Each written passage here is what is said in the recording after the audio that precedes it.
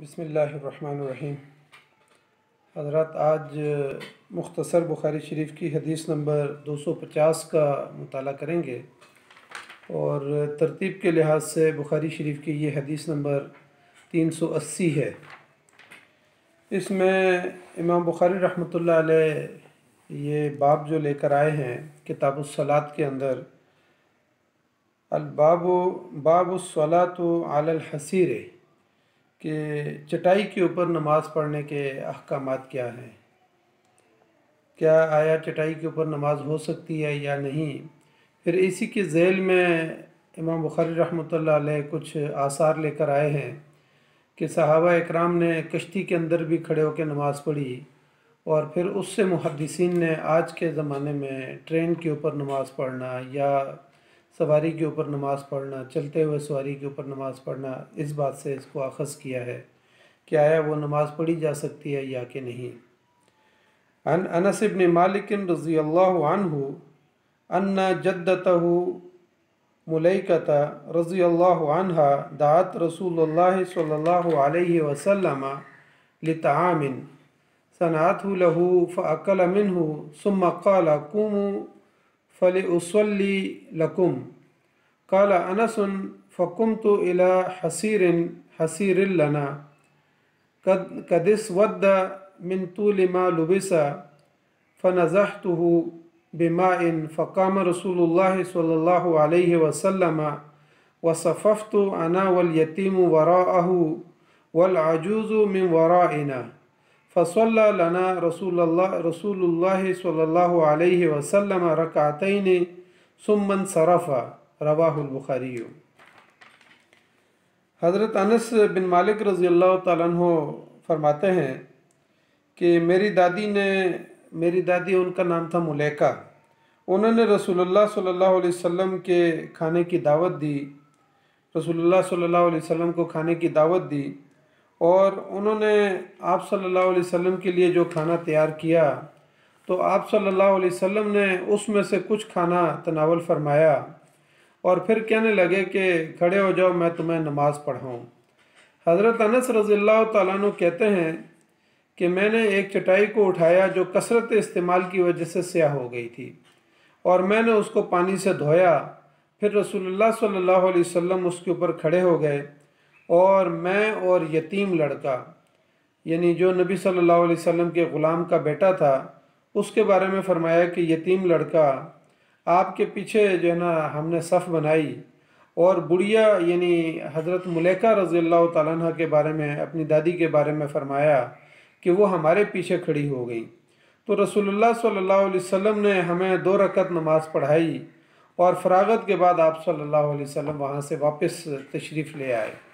تو اس طریقے سے یعنی انہوں نے چٹائی کے اوپر نبی صلی اللہ علیہ وسلم کے نماز پڑھانے کا تذکرہ کیا کہ نبی صلی اللہ علیہ وسلم نے چٹائی کے اوپر نماز پڑھائی۔ امام بخاری رحمۃ اللہ علیہ یہاں پر 2 تعلیقات لے کر آئے ہیں یا آثار لے کر آئے ہیں، اور اس میں انہوں نے فرمایا کہ وَصَلَّى جابر بن عبد اللہ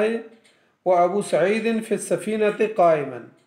کہ حضرت جابر بن عبداللہ رضی اللہ تعالیٰ عنہ اور ابو سعید خدری رضی اللہ تعالیٰ عنہ کشتی میں کھڑے ہو کے نماز پڑھتے تھے۔ یعنی بات تو چٹائی کی ہو رہی ہے، اور اسی کے ذیل میں جو ہے نا وہ یہ لے کر آئے ہیں کہ حضرت ابو سعید خدری رضی اللہ تعالیٰ عنہ اور حضرت جابر بن عبداللہ رضی اللہ تعالیٰ عنہ نے کشتی کے اندر جو ہے نا کھڑے ہو کے نماز پڑھی۔ پھر اسی طریقے سے وہ حسن کے بارے میں، حسن بصری رحمۃ اللہ علیہ کے بارے میں لاتے ہیں، وقال الحسن تصلی قائما ما لم تشق على اصحابك وتدور معها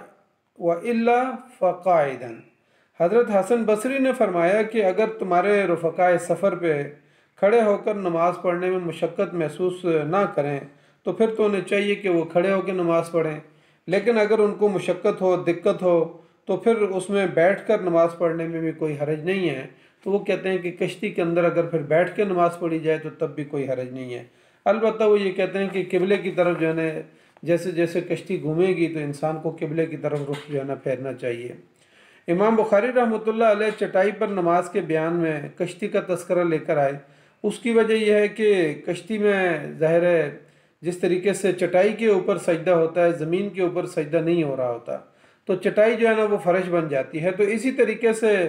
پانی کے اوپر جو ہے نا سجدہ تو نہیں کیا جا سکتا، تو اس کے لیے جو ہے نا درمیان میں کشتی کے اوپر جو ہے نا کشتی ظاہر فرش بن جاتی ہے، اور پانی نیچے ہوتا ہے، اور پھر درمیان یعنی نیچے زمین ہے، پھر پانی ہے، پھر کشتی ہے۔ تو اس طریقے سے جو ہے نا جس طریقے سے انہوں نے یہاں پہ کہا کہ چٹائی کے اوپر سجدہ کرنا جائز ہے، تو اسی طریقے سے کشتی کے اندر بھی جو ہے نا سجدہ کرنا جائز ہے، یعنی پانی اس کے لیے جو ہے نا ایک فرش کے طور پہ جو ہے نا بن جاتا ہے۔ پھر چٹائی اور کشتی کے اندر جو قدر مشترک ہے وہ بھی یہ ہے کہ جس طریقے سے کشتی جو ہے وہ تختوں سے بنتی ہے، لکڑی کے بڑے بڑے تختوں سے بنتی ہے، تو اسی طرح کھجور کے جو چھلکے ہوتے ہیں، کھجور کے جو پتے ہوتے ہیں، جب وہ خشک ہو جاتے ہیں تو ان سے چٹائی بنائی جاتی ہے، وہ بھی ایک باریک تختوں کی مانند ہے۔ تو اس لیے امام بخاری دونوں کے درمیان جو قدر مشترک ہے، اس وجہ سے یہ لے کر آئے کہ اگر چٹائی کے اوپر سجدہ کرنا جائز ہے، تو اسی طریقے سے یعنی کشتی کے اندر جو ہے نا وہ سجدہ کرنا بھی امام بخاری رحمۃ اللہ علیہ یہ فرماتے ہیں کہ وہ جائز ہے، چاہے کشتی چل رہی ہو یا لنگر انداز ہو، دونوں صورتوں کے اندر وہ کہتے ہیں کہ کشتی کے اندر جو ہے نا نماز پڑھی جا سکتی ہے۔ اسی سے بعض محدثین نے کہا ہے کہ ٹرین اگر کھڑی ہوئی ہے تب بھی قبلہ رخ ہو کے انسان نماز پڑھ سکتا ہے، اگر کھڑے ہو کے پڑھنے کی جگہ ہے تو کھڑے ہو کے پڑھے گا، نہیں تو بیٹھ کے اگر وہ نماز پڑھنا چاہتا ہے تو بیٹھ کے بھی پڑھ سکتا ہے۔ اب مثلا ٹرین چل رہی ہے اور وہ محسوس کر رہا ہے کہ اگر ٹرین نہیں رکے گی تو میری نماز قضا ہو جائے گی، تو وہ ٹرین جس رخ پہ چل رہی ہے اسی رخ پہ جو ہے نا قبلہ رخ ہو کے اپنے طور پہ جو ہے نا ایک رخ پہ جو ہے متعین کر کے تو وہ بیٹھ کے جو ہے نا یعنی ٹرین کے اندر نماز پڑھ سکتا ہے۔ تو یہاں سے محدثین نے یہ بات بھی نکالی ہے کہ اگر انسان کسی غار کے اندر ہے اور غار کے اندر جو ہے نا پوری طرح انسان کھڑا نہیں ہو سکتا تو وہ وہاں بیٹھ کے نماز پڑھ سکتا ہے، یا اسی طرح جو ہے نا سواری کے اوپر ہے، جہاد کر رہا ہے، تو اگر وہ سواری کو روک کے نماز نہیں پڑھ سکتا تو اپنے گھوڑے کے اوپر جو ہے نا اسی طرح نماز پڑھے گا، اور اگر قبلہ رخ نہیں بھی ہو سکتا ہے پھر بھی جو ہے نا گھوڑا جس رخ پہ بھی جا رہا ہوگا جائے گا، لیکن یہ ہے کہ وہ اس دوران بھی جو ہے نا وہ نماز پڑھے۔ تو یعنی اس سے اندازہ یہ ہوتا ہے کہ نماز کی کتنی سخت تاکید ہے کہ کسی صورت میں نماز جو ہے نا چھوڑنے کی اجازت نہیں ہے، کہ جہاد کے اندر بھی جو ہے نا سواری کے اوپر بیٹھے ہوئے بھی جو ہے نا انسان کو نماز پڑھنے کا حکم ہے، تاکید ہے۔ تو یہاں پر جو ہے نا علامہ ابن منیر نے یہ لکھا ہے کہ امام بخاری ان آثار کو اس لیے لے کر آئے ہیں کہ چٹائی اور کشتی میں نماز جو ہے یعنی زمین کے علاوہ جو ہے نا ظاہر چٹائی کے اوپر اگر ایک آدمی سجدہ کرے گا یا کشتی کے اوپر سجدہ کرے گا تو وہ زمین کے علاوہ ہے۔ امام بخاری اصل میں ان لوگوں کا رد کرنا چاہ رہے ہیں کہ جنہوں نے یہ دلیل لائی کہ سجدہ جو ہے وہ زمین کے اوپر ہی ہونا چاہیے، اور اس کے لیے ان لوگوں کی دلیل یہ تھی کہ حضرت افلح رضی اللہ تعالیٰ عنہ کو نبی صلی اللہ علیہ وسلم نے فرمایا کہ تم دوران نماز جو ہے اپنے چہرے کو خاک آلود کرو، یعنی زمین کے اوپر جو ہے نا سجدہ کرنے کے بارے میں کہا کہ ماتھا تمہارا جو ہے مٹی کے اوپر لگے، تو اس طریقے سے جو ہے نا انہوں نے یہ دلیل پکڑی کہ کسی اور چیز کے اوپر سجدہ نہیں کیا جا سکتا سوائے زمین کے اوپر جو ہے نا وہ سجدہ کرنا چاہیے۔ تو امام بخاری رحمۃ اللہ علیہ چٹائی کو اور کشتی کو اس لیے لے کر آئے کہ ان کے اوپر بھی جو ہے نا سجدہ نبی صلی اللہ علیہ وسلم نے کیا ہے، چٹائی کے اوپر سجدہ کیا ہے، اسی طریقے سے جو ہے نا تو یہاں پر یا بستر کے اوپر جو ہے نا نبی صلی اللہ علیہ وسلم نے سجدہ کیا ہے، یا نیچے کپڑا ڈال کے جو ہے نا فرش کے اوپر جو ہے نا کوئی چیز ڈال کے اس کے اوپر سجدہ کیا ہے۔ تو یہاں پر جو ہے نا ان لوگوں کا رد امام بخاری رحمۃ اللہ علیہ کرنا چاہتے ہیں کہ نبی صلی اللہ علیہ وسلم نے چٹائی کے اوپر بھی سجدہ کیا ہے، اور اسی طریقے سے یعنی اب اس کے ذریعے سے باقی چیزوں کے اوپر بھی جو ہے نا سجدہ کیا جا سکتا ہے۔ تو امام بخاری رحمۃ اللہ علیہ اس اشکال کو دور کرنا چاہ رہے ہیں کہ نبی اکرم صلی اللہ علیہ وسلم نے کہا کہ صرف جو ہے نا زمین کے اوپر اپنے چہرے کو خاک آلود کریں، تو اس کا مطلب یہ نہیں کہ کسی اور چیز کے اوپر جو ہے وہ سجدہ نہیں کیا جا سکتا۔ اس حدیث میں جو ہے نا حسیر لفظ آیا ہے، اور آگے احادیث کے اندر خمرہ اور پھر اس طرح سے فراش کا لفظ آتا ہے، تو علامہ ابن بطال نے یہ کہا ہے کہ حسیر جو ہے اگر انسان کے قد کے برابر مسلح ہے اور اس کی لمبائی اتنی ہے تو اس کو حسیر کہا جائے گا، اور اگر محدثین خیر لغت میں تو یہ بھی آتا ہے کہ جو یعنی کھجور کے خشک چھلکے سے بنی ہوئی ہے تو اس کو بھی حسیر کہتے ہیں، لیکن یہاں پر علامہ ابن بطال نے یہ کہا ہے اس کی لمبائی اور چوڑائی کے اور کم لحاظ سے جو ہے نا انہوں نے تذکرہ کیا ہے کہ اگر وہ انسان کی قامت کے برابر ہے مسلح تو اس کو حسیر کہا جائے گا، لیکن اگر انسان کی قد اور قامت اور اس کے یعنی جتنی جگہ پہ وہ نماز پڑھتا ہے اگر مصلی اس سے بھی چھوٹا ہے تو پھر اس کو خمرہ کہا جائے گا۔ تو یعنی امام بخاری جو ہے نا یہاں پر مختلف ابواب آگے جا کے قائم کرتے ہیں تاکہ نبی صلی اللہ علیہ وسلم کے تمام اعمال کو جو ہے نا اسی طریقے سے محفوظ کر لیا جائے کہ نبی صلی اللہ علیہ وسلم نے حصیر کے اوپر بھی نماز پڑھی اور خمرہ کے اوپر بھی پڑھی، اور آگے پھر یعنی آتا ہے الصلاۃ علی الحصیر، الصلاۃ علی الخمرۃ، الصلاۃ علی الفراش، یعنی ان کے اوپر مختلف ابواب جو ہے نا امام بخاری رحمۃ اللہ علیہ نے قائم کیے ہیں کہ نبی صلی اللہ علیہ وسلم نے حصیر کے اوپر، خمرہ کے اوپر اور بستر کے اوپر بھی نماز پڑھی ہے۔ تو امام بخاری رحمۃ اللہ علیہ یہاں سے یہی بات لانا چاہ رہے ہیں کہ جس طریقے سے چٹائی پہ چھوٹے مصلی کے اوپر، بڑے مصلی کے اوپر یا بستر کے اوپر نماز پڑھی جا سکتی ہے، تو اسی طریقے سے چٹائی کے اوپر اور کشتی کے اندر بھی نماز پڑھی جا سکتی ہے۔ حضرت عمر بن عبدالعزیز رحمۃ اللہ علیہ کے بارے میں آتا ہے، ان کے بارے میں مشہور ہے کہ وہ چٹائی کے اوپر نماز پڑھنے کو جائز سمجھتے تھے، لیکن اس کے باوجود جو ہے نا ان کے لیے مٹی لائی جاتی اور چٹائی کے اوپر جہاں سجدہ کرتے تو وہاں پر جو ہے نا وہ مٹی ڈال دی جاتی تھی اور وہ اس مٹی کے اوپر جو ہے نا سجدہ کیا کرتے تھے۔ تو محدثین نے یہاں پر لکھا ہے کہ یہ ان کے عجز اور انکسار، عاجزی اور انکساری کی ایک اعلیٰ مثال ہے کہ وہ یعنی مصلی کے اوپر بھی جو ہے مٹی ڈال کے وہاں پہ نماز پڑھتے تھے۔ حضرت عائشہ رضی اللہ تعالیٰ عنہ سے امام بخاری رحمۃ اللہ علیہ یہاں سے اس بات کا بھی رد کرنا چاہ رہے ہیں کہ حضرت عائشہ رضی اللہ تعالیٰ عنہ سے، حالانکہ ایک دوسری حدیث میں تو ہے کہ نبی صلی اللہ علیہ وسلم نے گھر کے اندر ایک چٹائی ہوتی تھی اور اس کے اوپر نماز پڑھی، لیکن ایک حدیث کے اندر آتا ہے کہ ایک آدمی نے حضرت عائشہ رضی اللہ تعالیٰ عنہ سے سوال کیا کہ کیا نبی صلی اللہ علیہ وسلم نے چٹائی کے اوپر نماز پڑھتے تھے، اور کہا کہ جبکہ اللہ تعالیٰ نے قرآن میں فرمایا کہ جہنم جو ہے وہ کافروں کے لیے چٹائی بنائی ہے، یعنی حصیر بنایا ہے اس کو، تو حضرت عائشہ رضی اللہ تعالیٰ عنہ نے فرمایا کہ نہیں، نبی صلی اللہ علیہ وسلم چٹائی کے اوپر نماز نہیں پڑھتے تھے۔ تو امام بخاری رحمۃ اللہ علیہ اس حدیث کے ذوف کو بھی جو ہے نا رد کرنا چاہ رہے ہیں کہ نہیں، ایسی بات نہیں ہے، حضرت نبی صلی اللہ علیہ وسلم نے چٹائی کے اوپر نماز پڑھی تھی۔ اور حضرت انس رضی اللہ تعالیٰ عنہ کی روایت میں کہ ان کی دادی نے جو ہے نبی صلی اللہ علیہ وسلم کی دعوت کی اور وہاں پہ جو ہے نا پھر نبی صلی اللہ علیہ وسلم نے چٹائی کے اوپر 2 رکعت جو ہے نا نماز پڑھائی تھی۔ اس حدیث سے جو باقی احکام مستنبط ہوتے ہیں، مثال کے طور پر اگر کسی کو دعوت طعام دی جائے اور کوئی شرعی عذر ہو تو پھر تو وہ معذوری ظاہر کر سکتا ہے، لیکن دوسری صورت میں جو ہے نا ویسے عام حالات میں اس دعوت کو رد نہیں کرنا چاہیے۔ تو نبی صلی اللہ علیہ وسلم نے جیسے حضرت ملیکہ کی